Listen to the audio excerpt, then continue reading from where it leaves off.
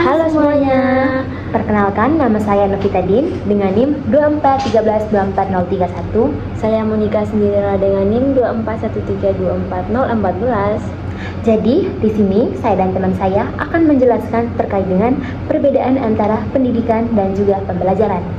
Agar kalian semua mengerti kira-kira pendidikan dan pembelajaran itu apa sih. Jadi, aku dan teman saya memilih topik terkait dengan mahasiswa-mahasiswa yang ada di Universitas Sanaka Dharma yang bekerja sebagai student staff, baik dalam bidang humas ataupun pelayanan di perpustakaan USD.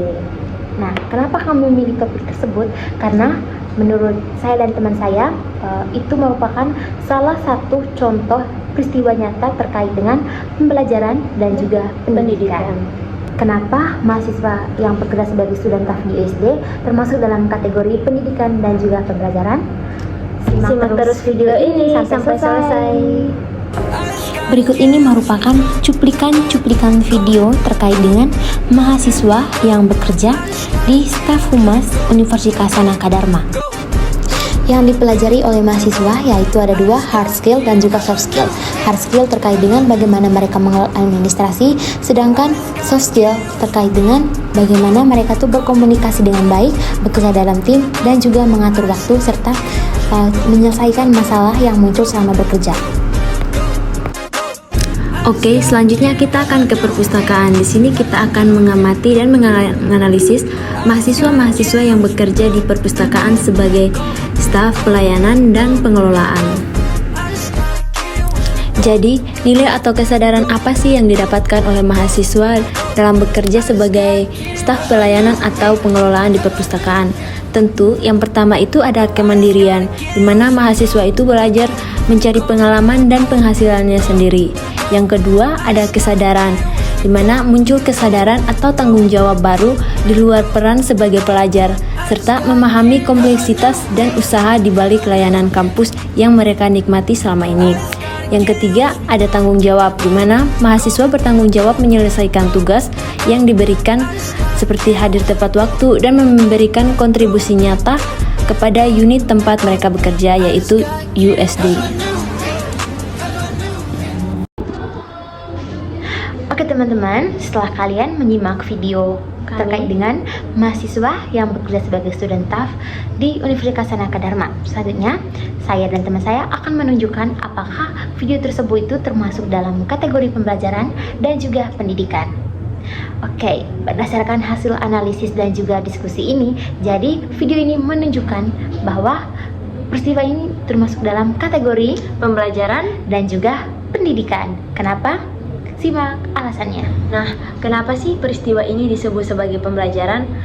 Karena hal ini tuh terjadi ketika mahasiswa ini secara aktif mendapatkan pengetahuan dan keterampilan secara nyata, baik itu dari soft skill ataupun hard skill, dengan mereka bekerja menjadi pelayanan perpustakaan dan sebagai administrasi di BAA.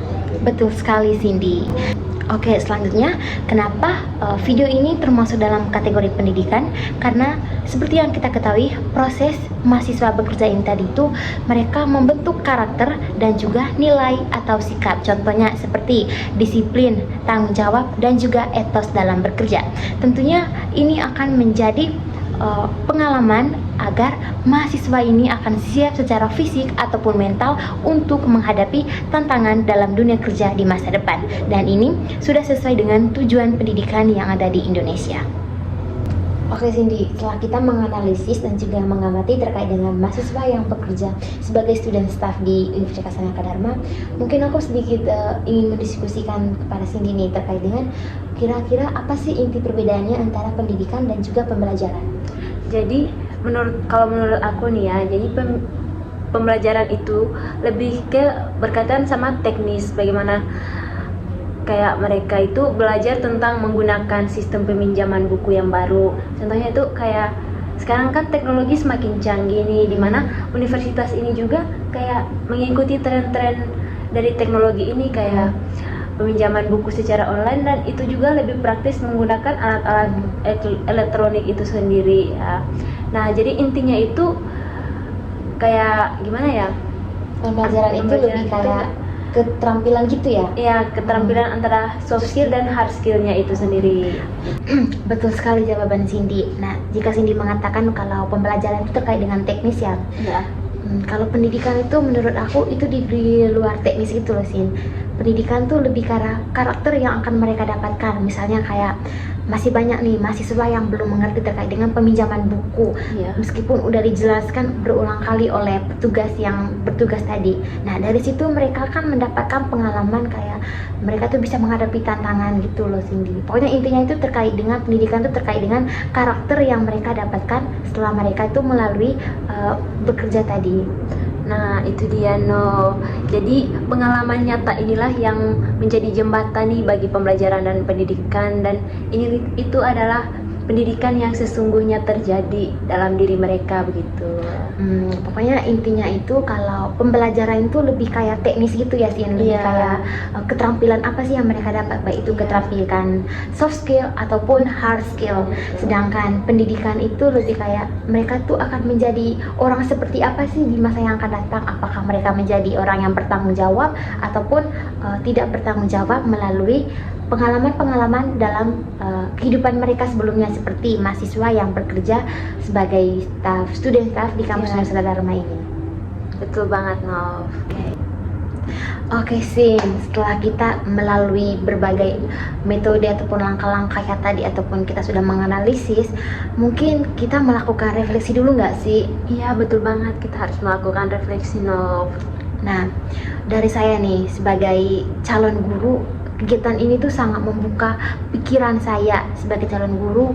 Nanti itu tugas kita bukan hanya mentransfer materi ataupun teori-teori itu kepada siswa, tapi lebih penting itu bagaimana kita itu merancang pengalaman belajar dari siswa agar mereka tuh tidak hanya pandai dalam bidang kognitif ataupun akademik, tapi juga membentuk pribadi yang lebih baik, bertanggung jawab, mandiri, dan juga punya kesadaran sosial untuk menghadapi tantangan-tantangan dalam dunia kerja di masa yang akan datang.